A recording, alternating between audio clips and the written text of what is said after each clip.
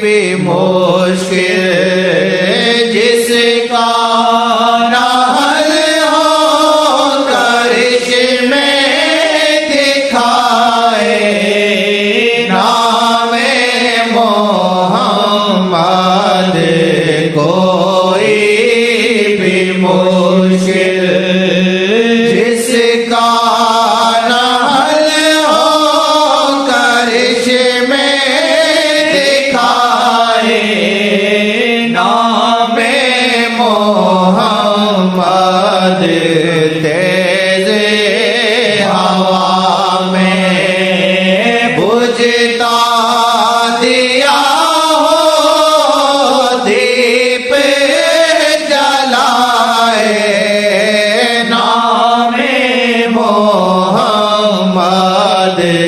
تیز ہوا میں بجھتا دیا ہو دیپ ہوا میں بجھتا دیا ہو.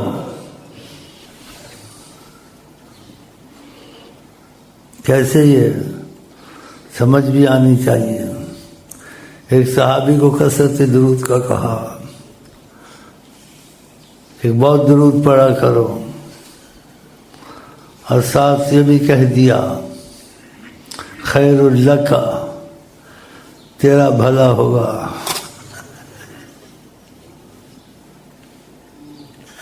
یہ نہ سمجھے محمد کا بھلا ہوگا. کہتے ایک وقت کسی طریقت والے کو کہا تم لوگ اتنا درود پڑھتے ہو، مجھ کو ضرورت نہیں ہے. ان پر تو خدا پڑھتا ہے، خدا کے درود سے ہمارا تمہارا درود زیادہ. کہا اتنا درود پڑھتے ہو مجھے ضرورت نہیں ہے، لیکن میرا دل خوش ہوتا ہے مجھ کو یاد کرتے ہو. یہ ان کی محبت امت سے کہ ضرورت تو نہیں ہے، خوش ہوتا ہوں مجھ سے پیار کرتا ہے.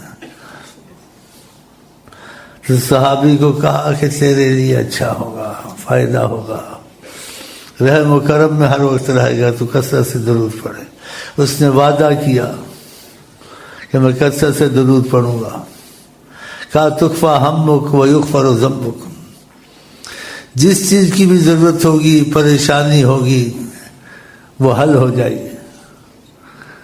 نام محمد دکھائے کر اس میں. آپ سمجھ میں آئیے؟ آپ کثرت سے پڑھیں. کالجوں والوں کے جو کالج میں لڑکے ہوتے ہیں ان کے مسعودیہ میں مسئلے حل ہوئے. ایک لڑکا کالج تھا، اتنی محبت ہو گئی، کہتا میں اب جیسے نکلوں کالج سے میں سیرت رسول پر کام کروں گا ہمیشہ. کہتے میرے بڑے مسئلے حل ہوئے. کہتے ایسے مسئلے ہوئے جو ایک نادان انسان ہوتا ہے، نادان نوجوان ہوتا ہے، اس پر بھی رحم ہو جاتا ہے. میں فٹ بال کھیلنے جاتا ہوں، جو چیز چاہتا ہوں وہ مل جاتی ہے. غلبہ چاہتا ہوں ٹیم میں پہلا نمبر آ جاتا ہوں. رستے میں جاتا ہوں خیال ہوتا ہے پڑھا تھا اخبار میں فلانی عمارت امریکہ میں اس کا یہ معاملہ ہے، اتنی لمبی ہے، چوڑی ہے، پتہ نہیں کالی ہے پیلی ہے. بولتا ہے میں جا رہا تھا رستے میں دوست ملا، بولتا ہے احمد ادھر آ. تم یار کدھر ہوتے؟ اخبار تو پڑھو. اخبار پڑھا، جو میں سوچ رہا تھا وہی چیز اس عمارت کا سارا لکھا ہوا تھا. لکھا اور بھی بہت باتیں اس نے بتائی. تو یہی کہتا تھا کہ میں سیرت رسول ہوں. تکفیٰ، ایسی باتیں بھی ہو جاتی ہیں. تو صحابی کا تکفیٰ ہم جو چاہے گا وہ ہوگا. یہ کتنی بڑی بات ہے، جو چاہو تم ہو جائے. ابھی دعا بھی نہیں پڑھی، نام محمد لیا، نام محمد دکھائے گا. اگر آپ اسی چیز کو پڑھیں نا تو سارے نمبر آپ کے خود آ جائیں. پھر اس نے کہا مجھے جلدی تھی، میں دروشی میں زیادہ لگا رہتا تھا، اور امتحان کا بھی وہ دیکھتا رہتا تھا کدھر کدھر سے پڑھنا ہے. کہتا ہے میں سے پڑھا نہیں گیا، میں مشغول ہو گیا ادھر ادھر. پھر بولتا ہے میں نے جلدی سے کتابوں میں سے ایک دو موضوع ہر جگہ دیکھے. بولتا ہے شیخ صاحب یقین جائیے جو موضوع میں نے دیکھے وہی آئے، دوسرے نہیں آئے. اور جو پڑھ کے مر گئے ان کے موضوع نہیں آئے، دوسرے آپ فیل ہو گئے، میں پاس ہو گیا. دنیا کے مسئلے حل ہوتے ہیں، میرے بھی حل ادھر سے ہی ہوتے ہیں. میرے پاس ایک بادشاہ کا آدمی آتا تھا، وہ اصل میں افسر تھا لیکن بادشاہ کا CID تھا، مجھے تو نہیں پتا تھا. تو میری عادت ہے جو لوگ وظیفوں میں زیادہ لگتے ہیں، نمازوں میں زیادہ لگتے ہیں، کوئی پھوتی خانی چھوٹا موٹا افسر آ جائے اس سے اس کا کام کرا دیتا ہوں. کہتا ہوں بھائی یہ درود پڑھتا ہے، نماز پڑھتا ہے، یہ غریب آدمی ہے، یہ جوان ہے، اس کا کام کرا دو. اور جو درود نمازوں میں نہیں لگتے ہیں تو جان چھڑانے والی بات، اللہ کرے گا، اللہ کرے گا، اللہ کرے گا، وسیلہ بھی تو ہوگا بیچ میں، اللہ ہی کرے گا، اللہ شفا دے گا. تو ڈاکٹر کے ساتھ جانا پڑے گا، دوائی شوائی کرنے میں اسے اللہ ہی کرے گا، اسے اللہ کرے گا، اللہ کرے گا. اسے دیتے ہیں وظیفے کا پوچھتے ہیں، وظیفے پڑھتا ہے، پڑھتا ہے، نمازیں پڑھتا ہے، پھر اس کے لیے وسیلہ ڈھونڈتا ہوں اس کے کام کرانا.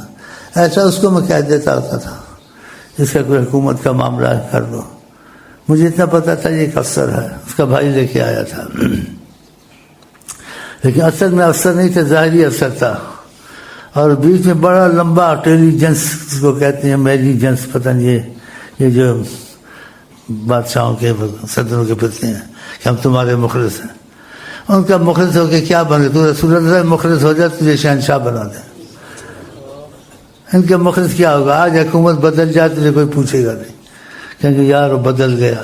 پھر خود بھی بدل جاتے ہیں، کہتے ہیں ہم نے وفا بدل لی. وفا بدلی جاتی ہے؟ بولا تم کیا کرتے ہو؟ سلمان صاحب جناتوں کو قابو کر. میں جناتوں میں سے ہوں. میں کہ مجھے تو آدمی نظر آتا ہے، جنات ہے تو پھر پتہ نہیں، اللہ ہی بچائے گا. بولتا ہے میں فیصل کے بعد ڈائریکٹ جاتا ہوں، جو شاہ فیصل بن گیا ڈائریکٹ آتا ہوں. لیکن میں حیران ہوں، جس کام کے لیے کسی کا آپ کہتے ہیں جب تک قرض نہ لوں، میرے پر ایک بوجھ رہتا ہے، ایک روب رہتا ہے، پریشان رہتا ہوں کام کر کے، پھر مجھے سانس پڑتی ہے. یہ تو جادو کرتا ہے، کیا پڑتا ہے میرے پاس؟ پھر قسم کھا کے میں جادو نہیں کرتا ہوں، اللہ میں درشی بہت پڑھتا ہوں. ہمیں جو مصیبت آتی ہے بس آقا جی کو چمٹ جاتے ہیں، درشی کثرت سے پڑھتے ہیں. صحابی کا تجھے تکفا ہمک، جو تو چاہے گا وہ ہو جائے گا. اور دوسری حدیث میں من اسرت علیہ حاجتہ فلیکثر علیہ بالصلاۃ، کسی کو کوئی مشکل ہو، حل نہ ہوتی ہو، وہ میرے پر درود پڑھنا شروع کر دے، حل ہو جائے. تو ہم کو نبی پر تو ایمان ہونا چاہیے. اگر تم یہ وظیفہ اپنا لیا نا، رات میں صلی اللہ علیہ وسلم یا درود ابراہیمیہ اور کثرت سے پڑھا، آپ خود ہی دیکھیں کہ درود میں کتنی برکتیں ہیں. اس میں بہت فضیلتیں آئی ہیں. اگر آپ 1000 درود روز پڑھ لو گے، 1000 ناگا نہیں کرو گے، مرنے سے پہلے آپ کو آپ کے جنت کا مکان دکھایا جائے گا. یہ تمہاری جگہ، کیا چاہیے تم؟ دنیا کی مشکلیں حل، آخرت کی حل. لیکن خدا توفیق دے ہم کو، آپ کو، کہ ہم اس کو کثرت سے پڑھیں. اور آپ کا کیا خرچ ہو، آفس میں ہو، کالج میں ہو، کسی کام میں ہو، دل میں آستے آستے زبان صلی اللہ علیہ وسلم پڑھتے، عادت پڑ جائے گی اور اس کی برکتیں جاری ہو جائیں گی. اور نبی صلی اللہ علیہ وسلم جو زبان سے کہیں وہ بات حقیقت ہوتی ہے، غلط ہو سکتی ہے.